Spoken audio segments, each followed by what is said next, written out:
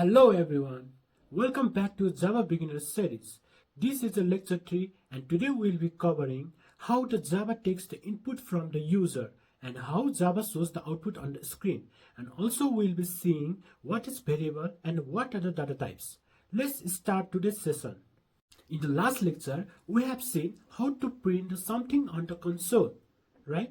And we have also printed the hello world on the screen. And output is nothing but just to display something on the screen is called output. And for to print something on the screen, we have a syntax, right? And at that time, I have said just memorize it for now, and we will be seeing it in a detail when we are learning about object-oriented. At last video, I have done the coding on the notepad and compiled by the JavaScript compiler on the command terminal and run in a terminal, right? But now I'm using IntelliJ IDE for the coding, and when we click on the run button, then it will automatically compile and run our project. So let's start with the coding. We are seeing how to print something on the screen, right? Let's start output. To print something, we have a syntax. System is the class, right? And we will be seeing this in detail when we are learning about object oriented. Okay, for now just memorize it. System.out.println. If you want to print something, we have this syntax. Whenever we want to print something, we have to write this syntax: print system.out.println. And whatever we are going to show on the screen, we will be writing here hello all lecture 3, right? Lecture 3. And when we click on the run button, it will show on the console. See here, hello all from the lecture 3, right? And this process finished with the exit code 0, means there is no error. Now we are using a println, right? If we are not using ln and only print, what will happen? Let's see. Okay, it print also print the something in the console, but what is the difference? Let's copy this one and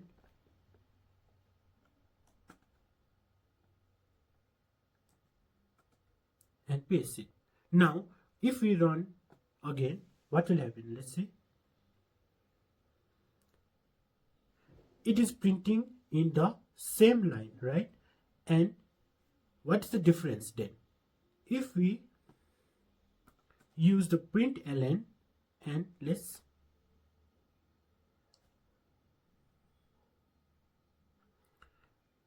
run it again.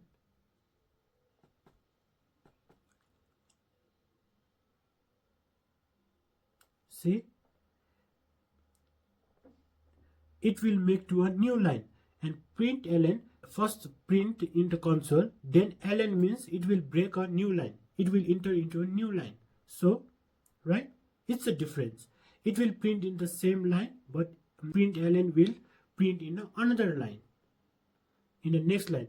If we are not using the ln, we can also do something like this. This will also break a line. Let's see, it is also printing in a next line, right? You can use println or print or a /n. It's depend on what you actually want to do, right? And this is the example of output. You can do homework, like you can print something like this. Okay, see,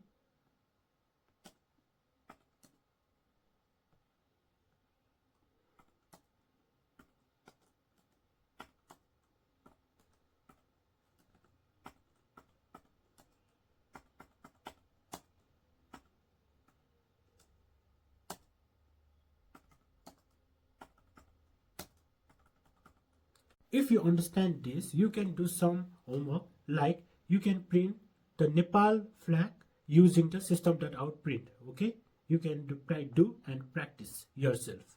Let's start with the variable. When we store the data, it is stored in the memory, right? And memory has the different location. and the name of the memory location to store that data is called the variable. Suppose we have a and a b. A has a value 10 and b has value 20. Then 10 will be stored in the memory and 20 also stored in the memory. But the representative of that number is a variable, right? We will be seeing in the example. Let's start with the coding. We have a int a is equal to 10. Don't worry about the int. This is the data type, okay, integer. And there is a number. Its type is an integer. For now, just remember representative of the number is an integer. This is type of integer type of data. Number type of data is integer type of data. We have another int b is equal to 20, right? And 10 and 20 will be stored in the memory and their representative name is a and b. When we System.out.println a, when we are printing the a, then let's see what will print. 10. See, we are giving the variable name and it is giving us the value. We see in a diagram, this is a memory, and when we write the int a is equal to 10, then it will be 10 will store here, and the name of that location is this a, right? And when we write the int b is equal to 20, then it will be stored in here, and the representative of this location is a b, right? And when we write the int is equal to sum, int is equal to sum is equal to a plus b, then sum is equal to a plus b is equal to 30, right? 30 will be stored here, and the representative of this location is a sum. And when we print System.out.println sum, then it will return us the 30 value. 30. Let's see in the, this is the shortcut in the IntelliJ. The sum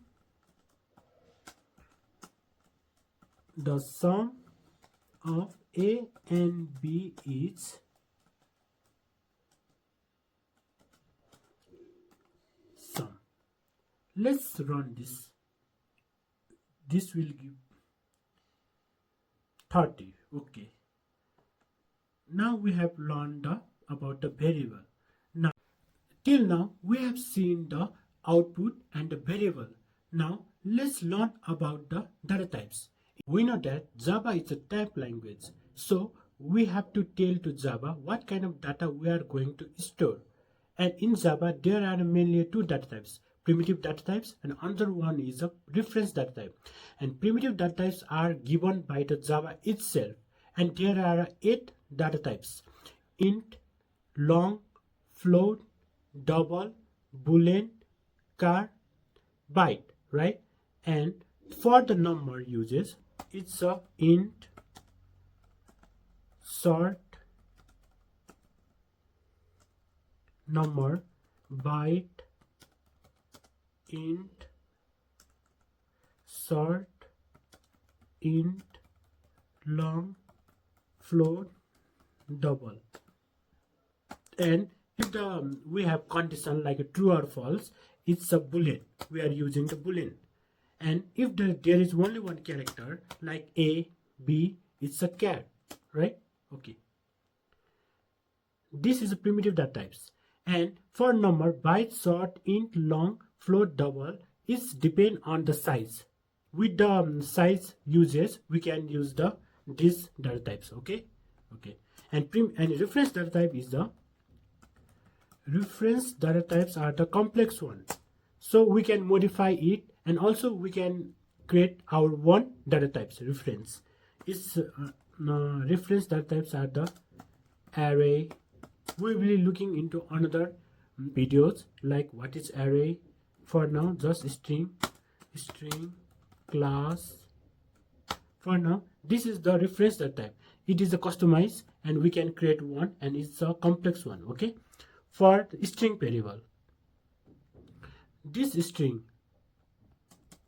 we can use the string one. For the name,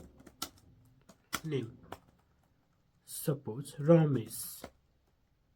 See, this is the data type, and this is what the Ramesh will be stored in the here. Okay, and the name and the variable name is a name, right? So an string is the data type of that. What kind of data we are storing? String type. Okay, when we print name, it will print the Ramesh. See? Okay. Now we have learned about what the data types are. Okay. Now, to take input from the user, we have a scanner util class. Util class is the usable class that is built by the Java itself, so we can use directly. To use it, we have scanner or new scanner. Also here, see, this is for now, just memorize it, and we will be learning this, what is a new keyword, what was the this, okay, in the object oriented programming. For now, just to initialize scanner class, to use scanner class, we are writing like this, and inside it scanner we are going to system.in. To print something on the screen, we have a system.out, right? But we are taking the input from the user, so we are using the system.in, system taking input. So system taking input. Okay, now let's now print.